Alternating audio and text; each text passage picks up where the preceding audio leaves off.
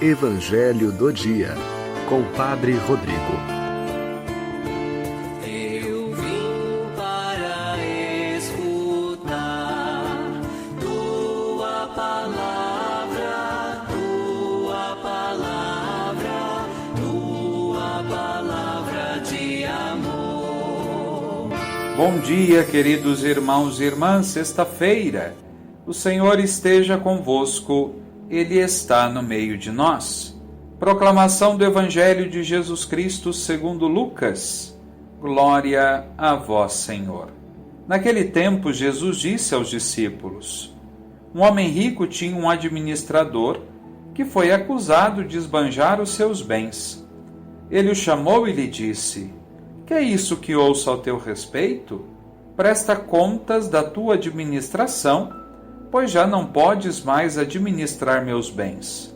O administrador então começou a refletir: o Senhor vai me tirar a administração. Que vou fazer? Para cavar não tenho forças, de mendigar tenho vergonha. Já sei o que fazer, para que alguém me receba em sua casa, quando eu for afastado da administração. Então ele chamou cada um dos que estavam devendo ao seu patrão e perguntou ao primeiro: quanto deves ao meu patrão? Ele respondeu: 100 barris de óleo. O administrador disse: pega a tua conta, senta-te depressa e escreve 50. Depois ele perguntou ao outro: e tu, quanto deves? Ele respondeu: 100 medidas de trigo. O administrador disse: pega a tua conta e escreve 80. E o Senhor elogiou o administrador desonesto porque ele agiu com esperteza. Com efeito, os filhos deste mundo são mais espertos em seus negócios do que os filhos da luz. Palavra da salvação. Glória a vós, Senhor. Queridos irmãos, queridas irmãs, no Evangelho de hoje, Jesus conta para os seus discípulos a parábola do administrador prudente, que muitos chamam de administrador desonesto. Não é a desonestidade do administrador que está em evidência nesse Evangelho, mas a atitude de prudência que ele teve quando percebeu que iria sofrer as consequências dos seus atos de desonestidade. Assim também Deus quer que façamos, ou seja, que abramos os nossos olhos, que transformemos atitudes erradas em atitudes corretas. Somente assim poderemos evitar que o pior aconteça. E é por isso que o administrador desonesto foi elogiado. Ele soube reverter a situação corrigindo as suas falhas. Vimos nesses dias que passaram que a maioria das parábolas era dirigida aos fariseus e mestres da lei, mas hoje ela se destina aos discípulos. Os discípulos têm importantes responsabilidades em administrar corretamente os bens que Deus lhe confiou. Ela serve também para nós, que somos discípulos missionários de Cristo, pelo batismo e por nossa participação na comunidade, com as obrigações que são inerentes a esse compromisso assumido. Temos assim a parábola do homem rico, que descobriu que a pessoa a quem ele havia confiado a administração de seus bens estava agindo de má fé, esbanjando-os. Ele pediu contas e ameaçou despedi-lo. Essa situação o levou a refletir e a tomar uma atitude inteligente. Até então ele não pensava nas consequências e agia de modo imprudente. É o que muitas vezes acontece conosco quando agimos de modo descuidado, sem preocupação em fazer as coisas da melhor maneira, e pior, quando achamos que nossos atos não interferem na vida dos outros.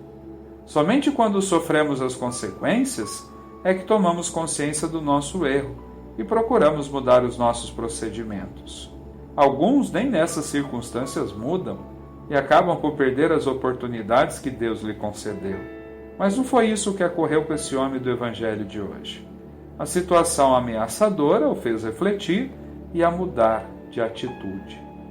O pagamento pelo seu trabalho consistia no ágio que ele colocava nos produtos que vendia.